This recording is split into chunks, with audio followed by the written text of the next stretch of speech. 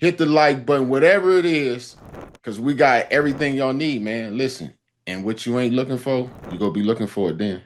Scribe or Deebo gonna whoop your ass.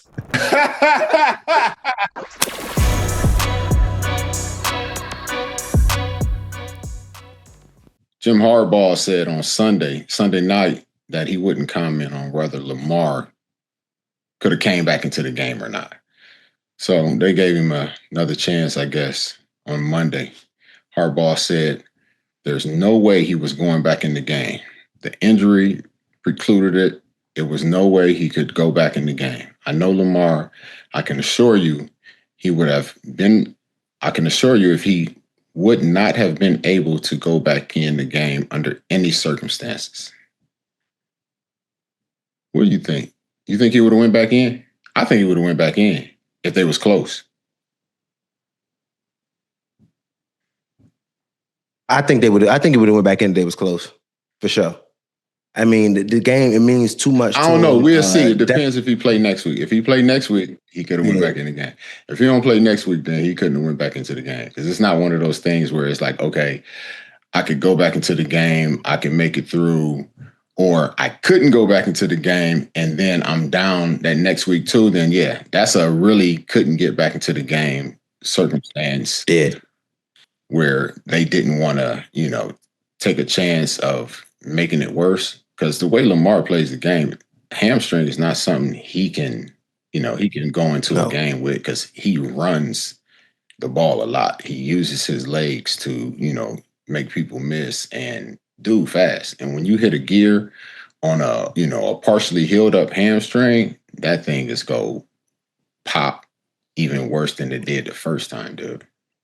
You gotta let them hamstrings fully heal, because you don't want messing with it and you, like you said, letting it really go. And that's Lamar's strength. That's his thing. Like the fear of him being able to take off on you, him being that other weapon on the field. Because his arm obviously is amazing, but Lamar's dual threat of him being able to take off on you. If you playing man to man and the back's a turn, he could take it to the house. So him being able to know, like, end of the day, that hamstring, I need to be at full strength, running full speed. And if I do come out there playing around with it, I could be gone for an extended period of time.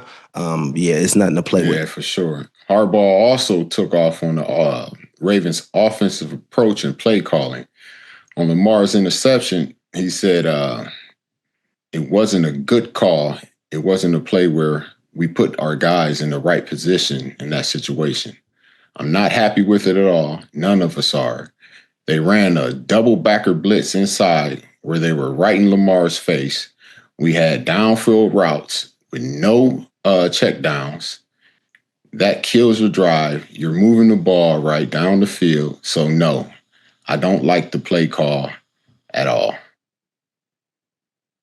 He went on to say that they asked him if they were prepared for the Chiefs blitz. He said, I don't think our approach was he said, I don't think our approach was good. We didn't stick to the plan we had. We had an idea of how we wanted to approach their defense, and we didn't stick to it. And I'm not happy about it, and neither is anybody.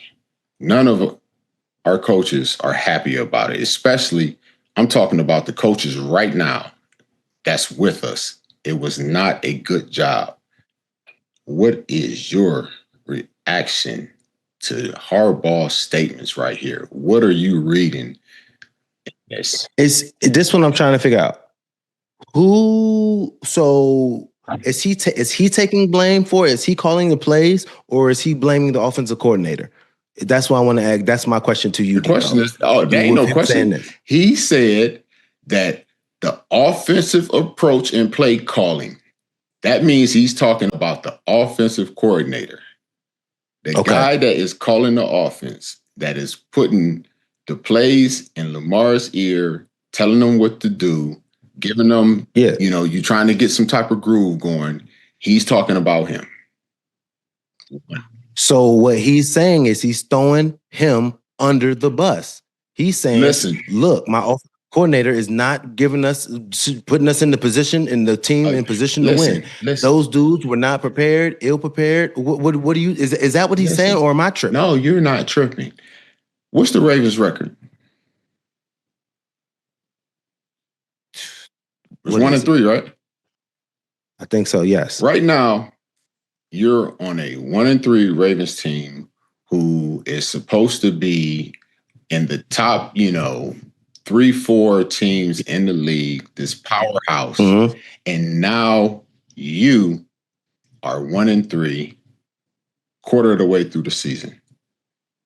I am reading this as a head coach who is trying to get it ready to save his job as, you know what? I had a problem with this. Although I did hire you, I let you run your offense and call it the way you wanted to. And I'm not happy with it right now. And I want everybody to know I'm not happy with it. So that if this shit goes all the way downhill, you will be my fall guy. We don't care that the defense is giving up anything. Or everything, I should say. Mm-hmm. We're going to go with what he's seeing over here and how he feels about it. And this right here is a setup for, if this don't get turned around, the offense don't start looking like the offense, they're going to be the fall guy. He, the O coordinator, is going to be the fall guy. Man, Deebo, that's exactly. We seeing the same thing that just happened. Like, when things aren't going well, they're supposed to be number one in the AFC. They're supposed to be leading. Mm-hmm. They're supposed to be on the way now, don't to forget, figure out you just gave the old coordinator a new contract. What was it? February, March?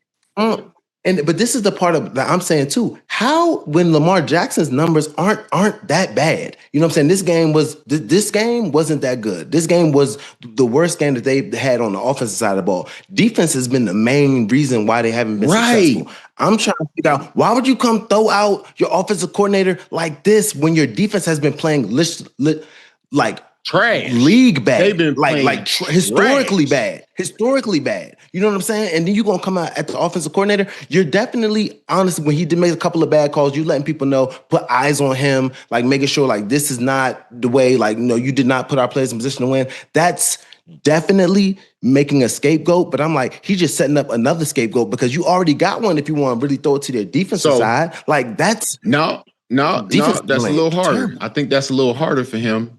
Maybe as he's being a player's coach, is if I call out the defensive side, it ain't about scheme. It's about we getting missed tackles, missed assignments. We just getting pushed around, ran through. Now you talking directly to the players.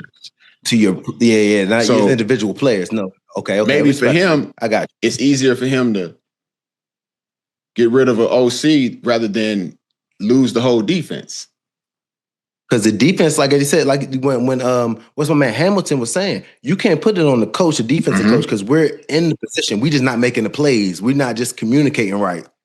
But on the offensive side, when you're not making schemes the right way, but like the numbers are good, you can put it on the offensive coordinator. Like, nah, he's just the plays, and he just didn't have us in particular systems when we needed to. He's picking and choosing. Okay, I can see it. I can see it. Right. Like, well, you got a case where the player already took the finger off of the D coordinator. Listen, the defense works. We're just not going out there and executing it right.